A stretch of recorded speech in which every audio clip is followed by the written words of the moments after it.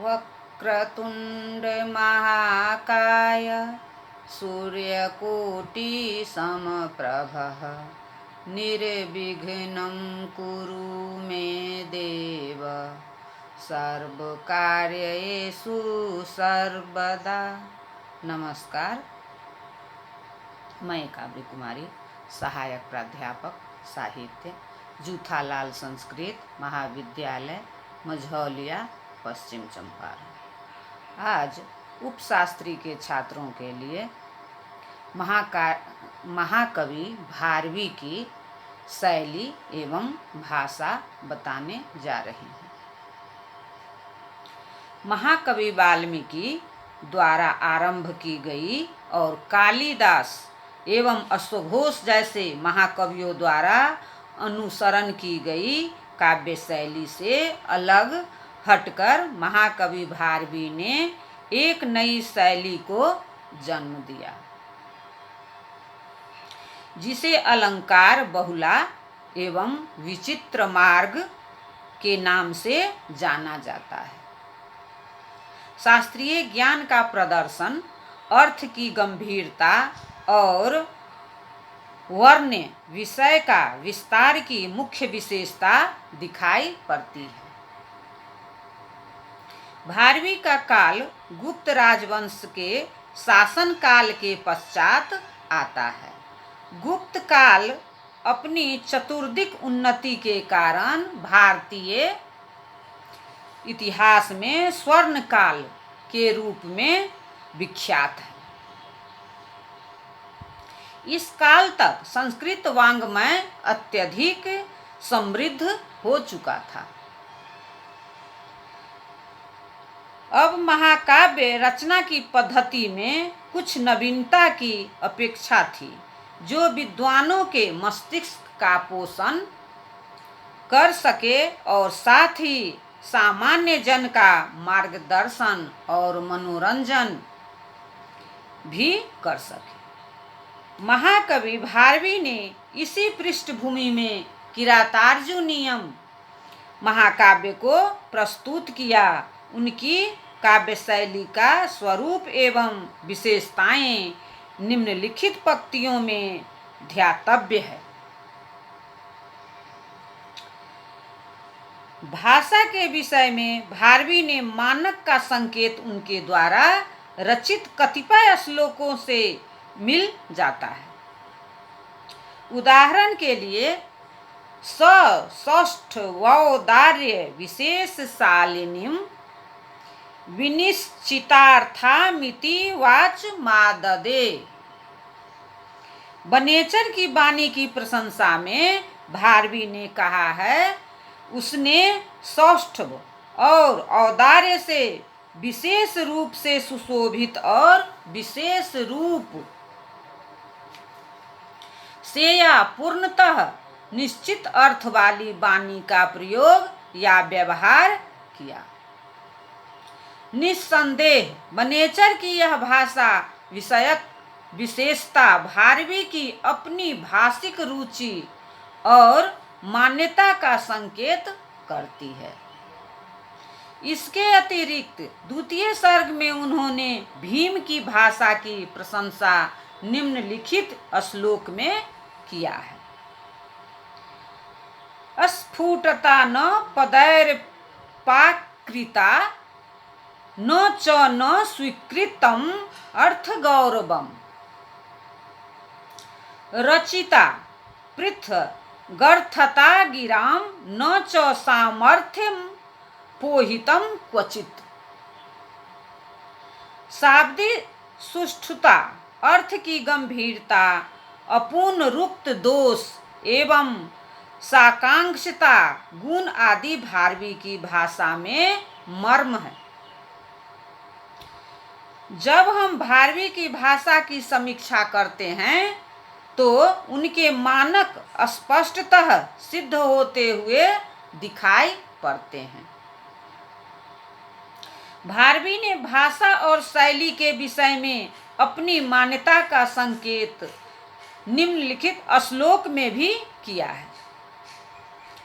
विविक्त वर्णाभरणा सुख श्रुति प्रसादयन्ति हृदयान्नमपि द्विषाम् प्रवर्तते नाकृत पुण्य कर्मणां प्रसन्न गंभीर पदा सरस्वती।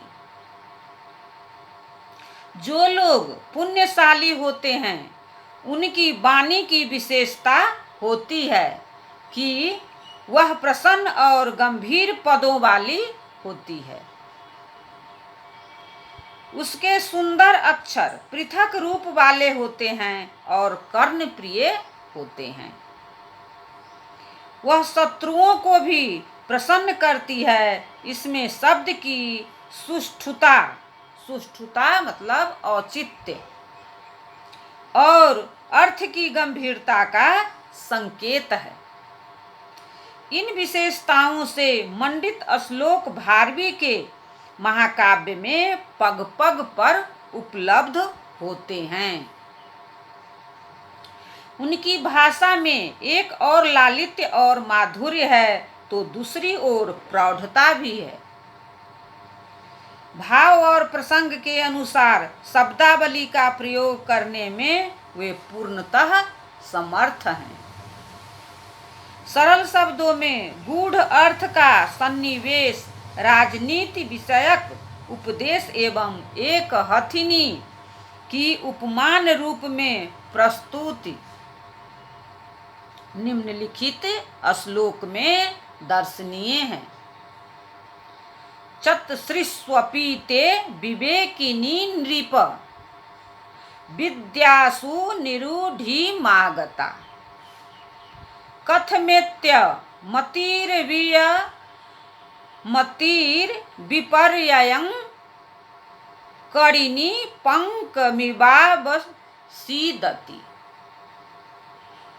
ग्वालों का सहज चित्रण सरलता के साथ अधोलिखित श्लोक में दर्शनीय है। गतान पशूनां सहजन्म बंधुतां गृहाश्रयं प्रेय वनेषु विभ्रतः ददर्श गोपानुपधेनु पांडवः कृतानुकादानीव गोभीरार्जवे। किरातार्जुनीयम महाकाव्य का अंगी रस प्रधान रस वीर रस है। अंग के रूप में श्रृंगार, भयानक, रौद्र और शांत रस का समावेश हुआ है। सर्ग 8 और 9 में संभोग श्रृंगार की आकर्षक छटा है। सर्ग 13 से 17 तक युद्ध वर्णन में वीर रस का सफल परिपाक है। प्रथम और द्वितीय सर्गों में द्रौपदी और भीम के वचन वीर रस के पोषण में आवश्यक हैं। द्वितीय सर्ग का यह श्लोक दर्शनीय है। किमप्यक्ष फलं पयोधरान् ध्वनतः प्रार्थयते मृगाधिपः प्रकृति खलु सा महीयसः सहते नान्य समुन्नतिं यया। जल क्रीड़ा के समय श्रृंगार रस की मनोरम अभिव्यंजना यहाँ दर्शनीय है। पति ने पत्नी का हाथ पकड़ा एवं प्रेम में विह्वल पत्नी के वस्त्र शिथिल हो गए। गीली करधनी ने उन्हें रोककर लज्जा का निर्वाह करा लिया। विहस्य पानौ विधृते धृतांभसि प्रियेन वध्वा मदनार्द्र चेतसः सखीव कांची पयसा धनीकृता बभार वितोच्चय बंध मनसुकम। अर्जुन के बाणों की प्रशंसा शिव सैनिकों द्वारा इस रूप में की गई है। हृता गुणैरस्य भयेन वा मुने अस्तिरोहिता स्थित प्रहरन्ति देवता। कथं नौमि सन्ततयस्य सायका भवन्त्यनेके जलधेरिवोर्मय। इस प्रकार भारवी रसाभिव्यंजना में सिद्ध हस्त हैं। मस्तिष्क और हृदय दोनों का पोषण करने वाले अलंकारों का प्रयोग वही कवि कर सकता है जिसकी कल्पना शक्ति, शास्त्रीय ज्ञान और भाषिक समृद्धि पर्याप्त हो। महाकवि भारवी इस महिमा से मंडित दिखाई पड़ते हैं। उन्होंने जिस नई काव्य शैली को जन्म दिया उसमें अलंकार कौशल का एक महत्वपूर्ण स्थान है। उन्होंने अपनी कल्पना शक्ति, लोक दृष्टि और शास्त्रीय ज्ञान के बल पर नए नए उपमानों का अन्वेषण किया। चित्रालंकारों के बहुलता से प्रयोग का श्रेय सर्वप्रथम महाकवि भारवी को दे दिया है। न नो न नुन्नो नुन्नो नो ना ना ना ना नना ननु नुन्नो नुन्नो ननु नेन्नो नाने ना नुन्न नुन्न नुत। चित्रालंकार के अनेक भेदों से संबंधित श्लोक भारवी ने प्रस्तुत किया है। उपमा, श्लेष, अर्थापत्ति, उत्प्रेक्षा, रूपक और अर्थांतर न्यास जैसे अलंकार भी भारवी को कम प्रिय नहीं है। लोक व्यवहार एवं राजनीति से संबंधित उपदेश के समय महाकवि भारवी अर्थांतर न्यास की झड़ी लगा देते हैं। सहसा विदिदित न क्रियाम अविवेकः परमापदां पदम् वृणुते हि विमृश्य कारिणं गुणलुब्धाः स्वमेव संपदः। शास्त्रीय ज्ञान की पृष्ठभूमि में यह उपमा किसी भी पाठक को खींच लेती है।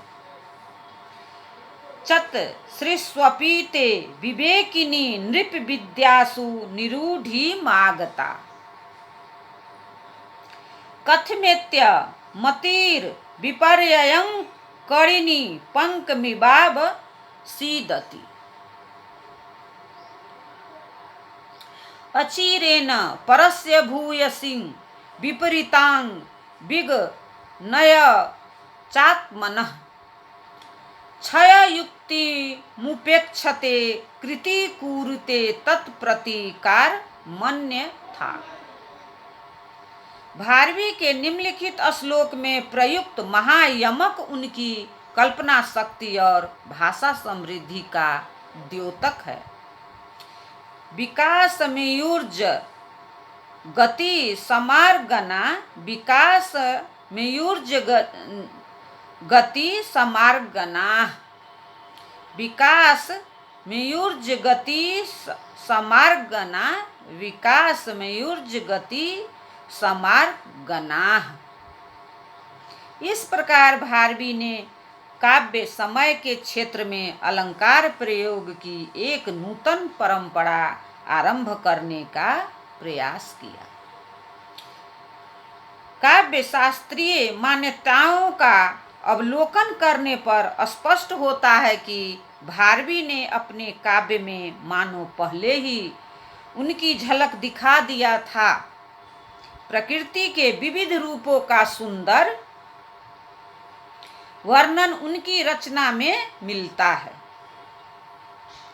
सूर्य, चंद्र, नदी, पर्वत, पशुओं, पक्षियों, सायं, प्रभात और ऋतुओं आदि का प्रसंगानुसार वर्णन करने में भारवी कभी चूकते नहीं हैं। एक ओर बाह्य प्रकृति और दूसरी ओर मनुष्य की अंतः प्रकृति का वर्णन करने में भारवी सिद्धहस्त हैं।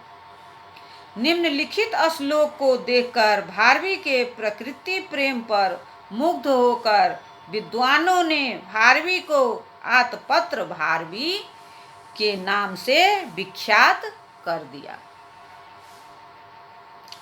उत्फुल्ल स्थल नलिनी वनाद मुस्याददु भूतः सरसीज संभवः परागः वत्याभिर्वियति विवर्तितः